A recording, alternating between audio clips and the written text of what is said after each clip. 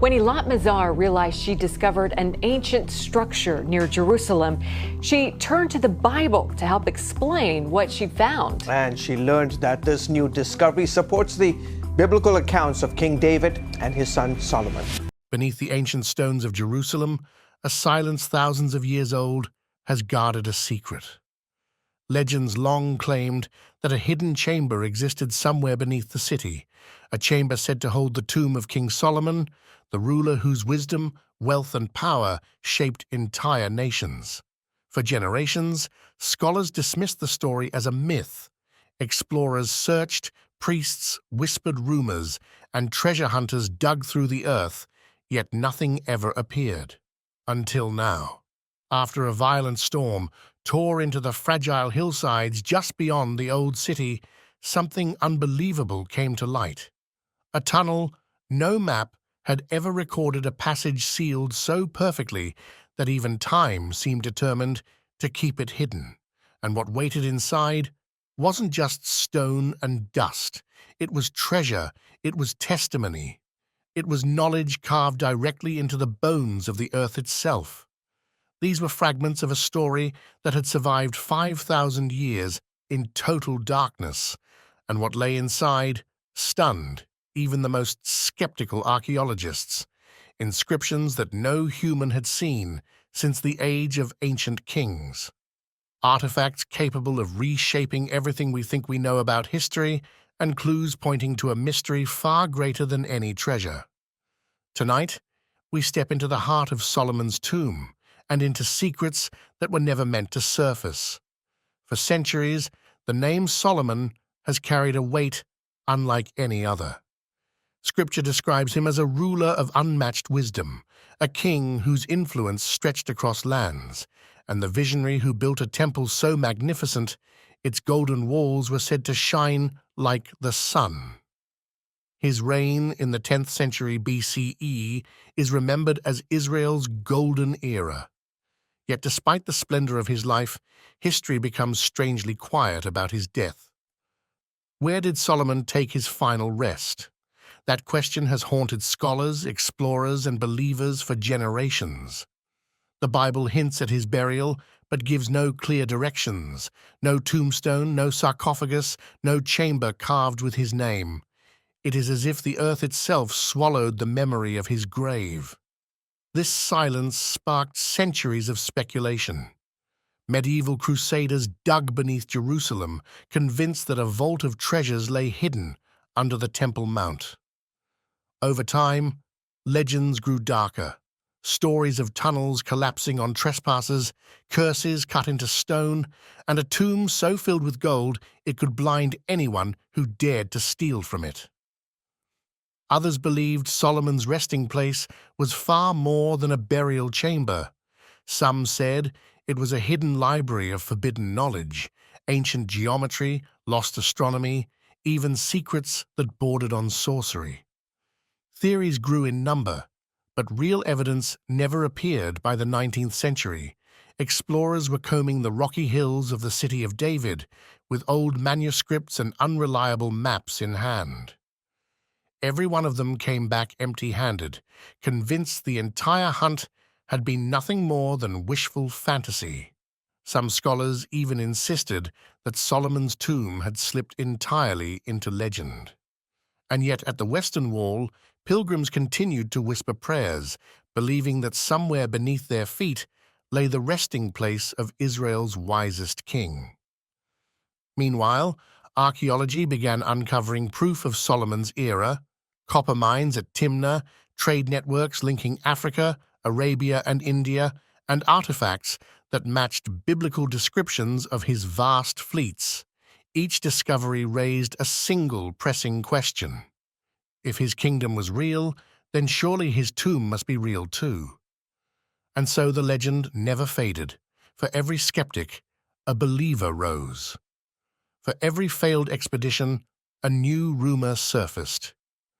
The mystery of Solomon's burial became a shadow that followed his name, an absence impossible to ignore. Then came the storm.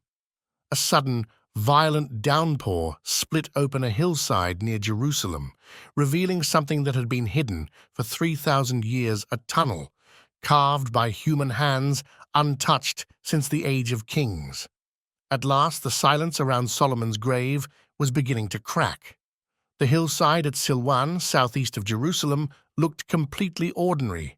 Weathered limestone, a few scattered shrubs, nothing unusual. But when the storm carved into its slope, rushing rainwater exposed a dark opening. At first it looked like simple erosion. Then the ground-penetrating radar told a different story. Dr. Layla Morgan's team scanned the area and froze. On the screen appeared sharp corners and straight lines buried deep in the rock. These were not natural voids. They were deliberate structures. This wasn't a cave. It was architecture, and the first descent unsettled everyone. Jerusalem's underground is full of ancient cisterns and aqueducts, but these tunnels were something else entirely. Some stretched ahead only to stop abruptly at solid walls. Others doubled back on themselves in confusing circles. It wasn't a path meant to guide anyone. It was a maze designed to mislead. What disturbed the team even more were the unstable sections. Cracks split across the ceilings, as if they were intentionally weakened to collapse with the slightest disturbance. One wrong step could bury the entire expedition. This wasn't decay, it was strategy. Whoever built these passageways had planned for intruders. Then came the markings.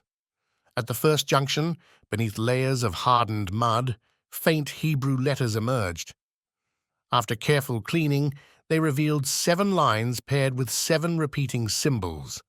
Most people would have mistaken them for scratches, but to Morgan, the number was unmistakable. The first temple had taken 7 years to build. 7 was the signature of Solomon. The deeper the team went, the more deliberate the tunnels felt, false alcoves carved to look like doorways, precision-made dead ends, corridors that seemed to challenge explorers to keep going. One archaeologist whispered, "It feels like this place was built to fight back." As rumors spread, security around the site tightened. Authorities feared looters, extremists, even foreign agents hoping to claim whatever waited below. But inside the tunnels, the greatest danger came from the stone itself. Every groan of shifting rock reminded the team they were trespassers in a fortress carved by time. At last, the passage terminated at a slab so perfectly set that it blended into the surrounding wall. No cracks, no edges, just an unmovable sheet of stone. The air felt heavy, thick with centuries of silence. Behind that barrier, the truth of Solomon's tomb seemed to wait for weeks. The team stood before the slab, knowing it was no ordinary wall. Its flawless fit and seamless seal made it feel less like a barrier and more like a warning.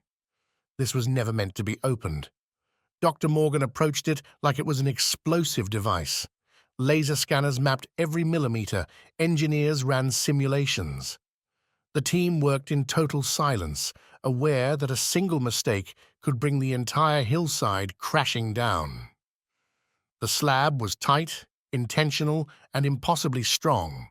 A puzzle crafted by hands that seemed to foresee intruders thousands of years in the future. Night after night, Morgan pored over fragments of Hebrew texts discovered near the tunnels. They spoke of gates that opened only to wisdom, and stones positioned in harmony with the stars. To her, these weren't poetic metaphors, they were instructions. Then it happened. A deep, rumbling groan echoed through the tunnel. Dust showered from the ceiling as the great slab of stone shifted for a terrifying moment. The team thought the entire passage was about to collapse. But the rock held firm, just enough to release a burst of cold, stale air. This wasn't an ordinary draft. It was air sealed away since the days of Solomon. When the slab finally cracked open wide enough for the team to slip through, their flashlights swept into the darkness of the chamber beyond. The beams of light struck rows of golden vessels lining the walls, ornaments shaped like lions and palm trees. A tall menorah still standing, untouched by centuries.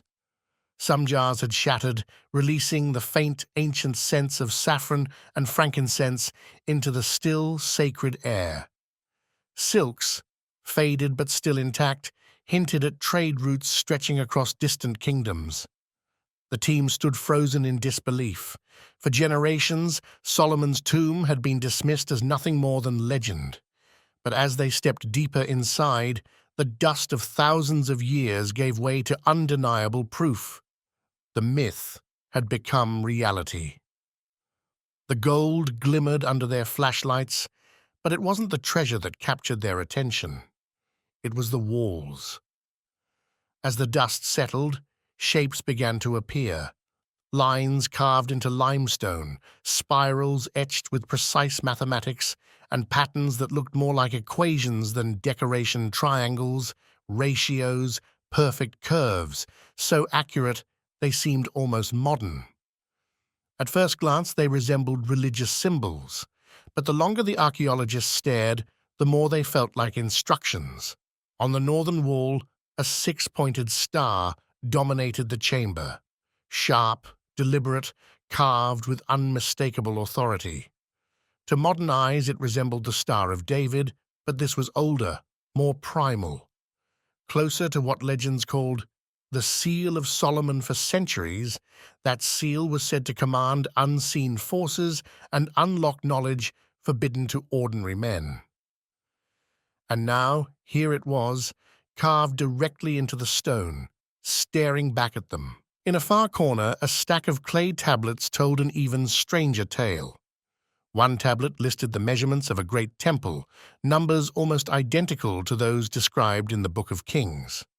That discovery alone was extraordinary, physical evidence of scripture preserved in clay. But another tablet was far more troubling. Its writing twisted grammar, broke rules, and scattered phrases like a code. The star turns, the light unlocks. What did it mean? A metaphor? A ritual? Instructions for anyone who entered this chamber? No one could agree, but the tension in the room was unmistakable. Then came the find that silenced even the loudest skeptics. Half buried under rubble near the southern wall sat a chest no larger than a suitcase. Its iron bands had rusted with age, but delicate gold inlay still glimmered faintly beneath the dirt. No one dared touch it. Dr. Morgan later described the atmosphere in her journal. She wrote that it felt like stepping into someone else's memory, like crossing a boundary that wasn't meant to be crossed. The team photographed the chest, documented it from every angle, and argued over it for hours. But everyone agreed on one thing. Whatever was inside, it was not something to open carelessly. While the chest remained silent, the walls revealed more. On the eastern side of the chamber, beneath layers of ancient soot, faint scratches caught the beam of a flashlight. At first, they looked like nothing more than erosion, marks left by time. But after gentle cleaning, the scratches formed letters. Hebrew letters. The archaeologists froze as the words became readable. This wasn't a mathematical design or a coded symbol. It was a sentence. Clear, intentional, unmistakably human.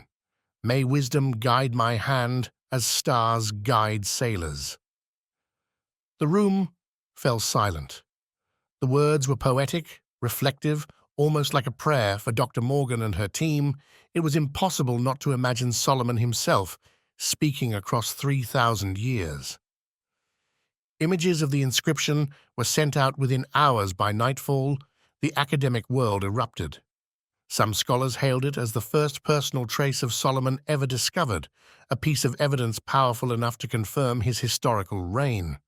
Others were skeptical, calling it too elegant, too conveniently placed, and suggesting it might have been carved centuries later. To honor the legendary king, religious leaders responded immediately. Rabbis noted the phrase's resemblance to biblical wisdom literature, drawing parallels to Proverbs and Ecclesiastes. Christian theologians pointed to the inscription as physical proof of biblical history. Muslim scholars referenced the Quran's account of Suleiman, interpreting the words as a prophet's reflection preserved in stone. But controversy was inevitable. Was the inscription authentic? Could it have been added centuries later? And if it truly came from Solomon himself, what else might be hidden within the chamber's walls? While scholars and religious leaders argued, the archaeologists stayed focused, because beneath the first inscription, more markings were starting to surface: new hands, new symbols, and among them, one name stood out, a name that would spark an even larger uproar. Beneath Solomon's words, another inscription emerged: Sheba. The letters were bold, intentional, carved with the same hand. Suddenly, two of history's most iconic figures were no longer connected only through ancient texts. They were connected in stone. The Queen of Sheba has always existed somewhere between history and myth. In the Bible, she arrives with caravans of gold, spices, and riddles meant to test Solomon's wisdom. In the Quran, she appears as Bilqis, a queen who witnesses his divine insight firsthand. Scholars debated her existence for centuries, but now her name shimmered from a secret chamber sealed for millennia. The inscription described an exchange: ivory, frankincense, and treasure, evidence of a political and economic bond stretching across Africa and Arabia. To the archaeologists, this suggested that Solomon's wisdom was not just a divine gift, but the result of cultural exchange and shared knowledge. The world reacted instantly. Religious leaders celebrated it as confirmation of sacred stories. Governments argued fiercely over who had rightful claim to the site.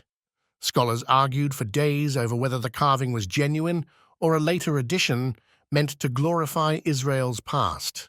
But inside the chamber, one thing felt clear to those who stood there. This wasn't myth. This was testimony. And then came the final shock. Behind the Sheba inscription was a thin stone divider. When it broke apart, it didn't reveal a passageway, but a small alcove. Inside lay a heavy gold ring, its face engraved with a six-pointed star, ancient, rough, and commanding. The treasure was remarkable, but the implications were even greater. Solomon and Sheba, figures long wrapped in legend, were now linked in the physical world. The ring sat in the alcove, as if waiting for someone to claim it. Thick, weighty, and crudely elegant, it bore a symbol unmistakable in its meaning: a six-pointed star. To modern eyes, it resembled the Star of David, but the carving was far older, primitive, forceful, unmistakably ancient. Later testing confirmed its metallurgy. 10th century BCE, the era of Solomon. Was this the legendary Seal of Solomon? Some traditions speak of a ring that granted the king authority over spirits, men, and hidden knowledge. Others say it was simply his royal signature, used to seal treaties and decrees. Either way, holding it felt like touching identity itself, not just treasure, but the mark of a king. But the chamber contained more than gold. Carvings along the walls slowly came into focus. Instruments, harps, lyres, flutes. One symbol matched ancient descriptions of David's 10-stringed harp, linking the space to Solomon's father. It suggested the chamber wasn't only a vault of wealth, but a sanctuary of sound. An intern plucked the notes on a reconstructed harp, and the melody floated through the air, delicate, trembling, uncannily familiar. The team described it as music, echoing across centuries. Yet one question overshadowed everything. Despite the inscriptions, artifacts, and treasure, there was no body, no sarcophagus, no bones, no trace of the king himself.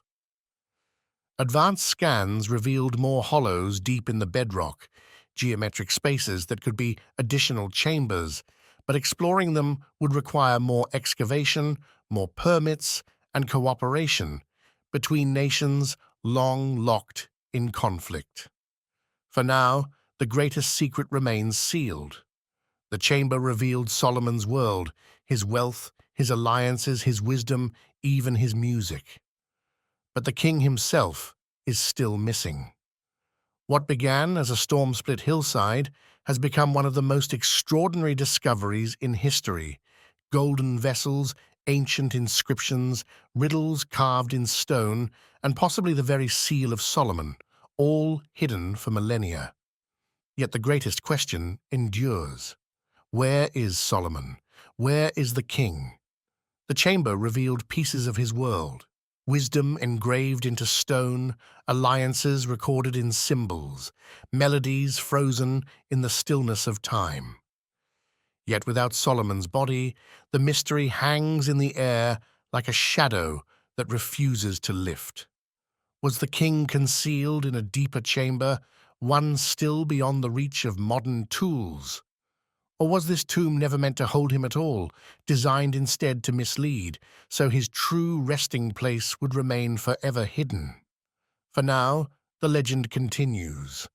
The artifacts prove that Solomon's kingdom was far more real than myth, but the absence of his remains leaves the story unfinished, a riddle with its final answer missing. So tell me, have we truly uncovered the resting place of the wisest king in history? Or have we only brushed against one of humanity's greatest illusions? Share your thoughts in the comments and join us next time as we explore more secrets waiting in the dark.